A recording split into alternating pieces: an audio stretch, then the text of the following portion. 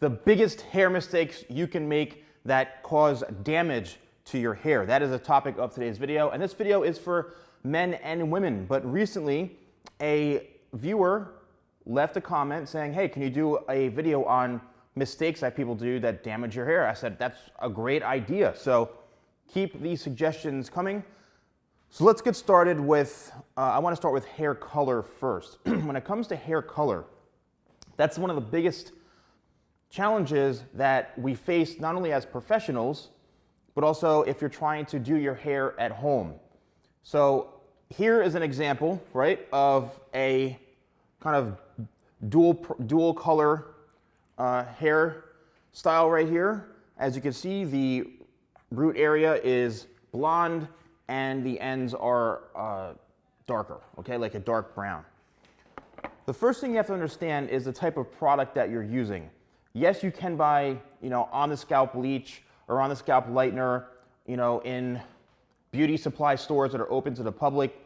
You can get powder lightener that you mix with developer. You just have to be careful that you're choosing the right products. Because if they're not really a known brand or something that is a bit more on the conditioning side, chances are you're gonna end up looking like me, okay? The hair will become very, very damaged. Also, if you're going from extremely dark, say something like this, to highlights or something like this, because a lot of people want to have their hair blonde, but they've got like dark brown hair or black hair, and they say, I want to be blonde. You just have to be very, very careful. It's going to take multiple applications to get the color that light. Then you have to put a toner on it. It's a big process. That's why I suggest going to a professional, because a professional, for the most part, should know how to do it properly, but even they may say, look, this may take 2 or 3 sessions. It's 4 or 5 hours each session, and it also gets very, very costly. The best thing I can suggest is just the integrity of your hair is important. Yes, you can damage your hair. Yes, you can fry your hair. A lot of these guys on TikTok that have these like flowing hairstyles that do anything they want and they stick up, it's because the hair is fried. All right, stop being so obsessed with their hair, because I know what their hair texture goes through and what their hairstyles go through. A lot of bleach, a lot of processing, and it may do whatever the hair wants, but that's because the hair is so brittle and dry that you can shape it any way. So that's the first thing I want to talk about is bleaching your hair. Now the second thing when it comes to that and hair color also is you want to make sure that you're not using heat or doing anything that is not suggested by the manufacturer, because that could cause your hair to melt. So don't put bleach on your head and then sit there with a blow dryer going over it and over it, or sit under heat lights or lamps or whatever it is. Just be very, very careful that you aren't going to cause the hair to actually melt, all right? The next thing that is very important is heat. Now, I've talked about heat and does heat cause damage to your hair in the past in other videos. You can look them up. So the answer is yes and no. So anytime you're using heat on the hair, it is changing kind of the structure of the hair and the cuticle, and what's happening is, it's kind of expanding the cuticle, and sometimes the hair becomes a bit on the drier side if you're not using the right products, you're not using the right blow dryer, you're using something very, very cheap. There's a lot of cheap tools out there, like a $15 blow dryer that, is just blasting heat on your hair, and there's no kind of conditioning technology or safe technology in the blow dryer that the air is actually helping prevent damage. Where there are more expensive blow dryers out there that do have more of the heat protection built into the blow dryer. So how does heat actually damage your hair? Heat damages your hair. Now, when I say damage, I mean like bad, like either causing breakage or causing, dryness, and over time, your hair just keeps getting worse and worse and worse. Now, if you use heat properly, right, that's not going to cause damage to hair. Now, what do I mean when I say properly? When I blow dry someone's hair, what I do is I lock the brush in first thing like this. Then I'll hit it one time with the blow dryer, use the round brush to do one little twirl right there, and I'll go back in and go down again. So what I'm doing is I'm consistently keeping the brush and the nozzle moving together as one piece. What causes damage, or potentially could cause damage to the hair, is when you get into a situation like this. Just watch this.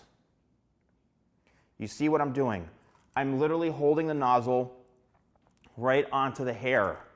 And what happens is you start to see the smoke, the hair starts to singe, and over time, that really could dry your hair out. Yes, you can get more volume from it, and yes, you'll get probably the result you're looking for, but what's happening is you're frying your hair in the process. So instead, what you should do is go in, do one little swirl, hit it, and then go back in. And the most you want to have the heat on your hair is for like 3 to 5 seconds. Anytime longer where you're sitting there like this, using hairspray on it, hitting it with the hairspray, I mean, yes, you're locking in that style, but you're causing damage to your hair. So that's another thing when it comes to heat. Next is when you're using a smoothing or a flat iron. Now, if the hair like this, I keep using the same mannequin, is over-processed, very dry and fried, and you're going over the hair and over the hair constantly, over and over, daily, you're going to damage your hair. Also, when it comes to heat, you gotta be careful, because if you lock in this smoothing iron right here and you just let the hair just melt in between these plates right here, you are in some serious trouble. And it's gonna cause the hair either to break in half, or it's definitely gonna damage the hair. And over time, you're gonna start to see the hair look more brittle, look more dry. Again, you need to use the right products, like a heat protection spray, specifically for using hot tools, and you also have to make sure that you're doing maybe one pass. That's what we call it, like a one pass, where you're just going over the section one time and that's it. Maybe 2 times the most, but what you don't want to do is just have the iron here just sit on the head like this. And it's just, you're going to see the smoke, and it's going to cause a lot of damage to your hair over time. Another couple of things is when it comes to just how you handle your hair. How rough are you with your hair?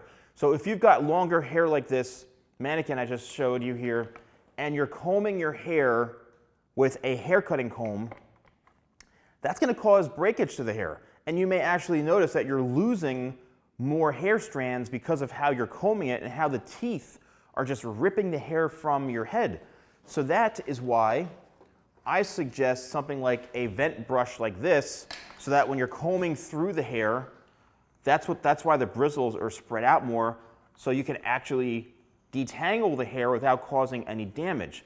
The problem with the hair cutting comb, especially if the hair is knotted and you're just ripping and ripping and ripping away, you're gonna have some serious issues. You're gonna cause breakage, and you can damage the hair a bit.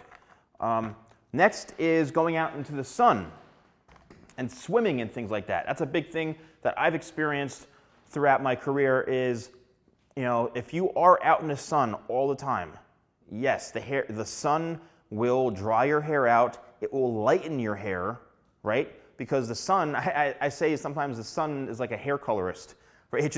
It bleaches your hair out, it gets lighter. So by being out in the sun all the time and not using maybe a leave-in conditioner, or not using like 25 spray, or not using a product that has heat protection in it, or UV protection, so if you go outside, your hair isn't going to, it's like wearing sunscreen, you need to have a product that has that UV protection to help your hair so it doesn't get damaged from the sun. Also, if you swim a lot, that does cause the hair to get this buildup on it, right? Is it damaging your hair? I wouldn't necessarily say damaging, but it's changing the actual structure and integrity of the hair by the chlorine is building up. So I've noticed on a lot of hair types, the hair becomes very shiny, which might sound cool, but it's like super shiny, and it's got this weird texture of like a very kind of, not dry, but if you're a swimmer and you're a stylist and you've seen that texture, you'll know what I'm talking about. So again, I would just be careful. Make sure you're using something like a leave-in conditioner, maybe on the ends, something to help create a barrier and protect the hair from getting damaged or having buildup on it. So let me see, I'm trying to think anything else. When you're using hot tools like a curling iron or a smoothing iron, don't use it on wet hair because the hair is at its fragile state. And if you use a hot tool like a curling iron or something like that when the hair is wet, guess what? You're going to singe it, and it could actually break off. So stay clear of that. I'm trying to think what else. What could cause damage to the hair? Using bad products. I'll be honest with you. Like hairsprays that are just really, really inexpensive and cheap, you know, just loaded with tons of alcohol and ingredients that are really drying to the hair. Spraying that in your hair every single day. Especially, I've noticed the liquid kind of hairsprays. Aerosols could do it, but if the liquid kind of hairspray, that causes buildup. I've seen the hair become brittle because of those cheaper kind of products. You know, so again, that's another thing you need to be careful of. And lastly, we're going to end on this, is when you get chemical services done to your hair, like a relaxer or a keratin treatment, or you're trying to straighten your hair, or a perm, and you've got already bleached hair, or you've got heavily processed hair and it's not in good condition, it will damage your hair and change the integrity of your hair. Even though it's looking smoother and shinier, what's happening is you're just changing the entire structure of the hair shaft. So yes, it could cause breakage because the hair becomes even finer and more delicate, so the hair could break and you get lots of hair sticking up because of the breakage.